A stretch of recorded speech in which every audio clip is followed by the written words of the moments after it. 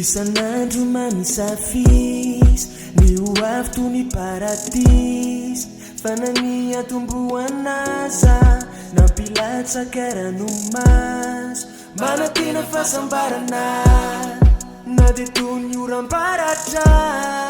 miezaka nandrozy foanana nikotroka ny varatra manotantena foana hoe aiza ihany ary no ale hitady hevitra fa hoetry ho vita ireo tanjona nokendreny manantena fa ho afaka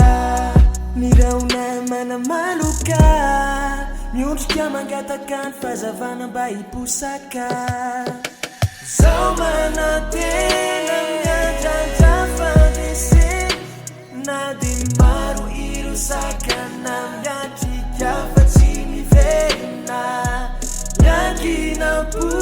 amilay avoandrandraiko matoky fa izy iaro amizay alehako matoky fa izy iaro amizay alehako fanafaly na ory anao na ambony na ambany mipankala tsy olany amiganareo tongotrao vavaka manova zavatra manavitra miandro sarotra matokisan'Andriamanitra amizay tsy hosolafaka halavirina ny akivy izay misy ny fali izay omena deke raisina posy apaindre fa ny ao ambontsy hanome tsy zaka mila miatra raha te ho tafo jery miakatra mahita fahazavana izay miposaka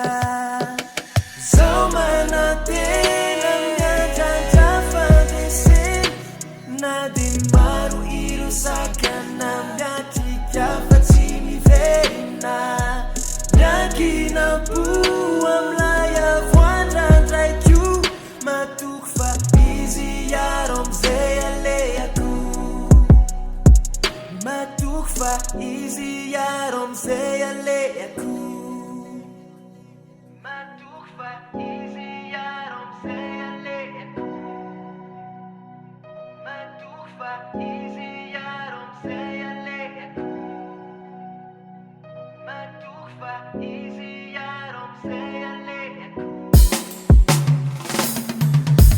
zao manantena miandrandra fandreseny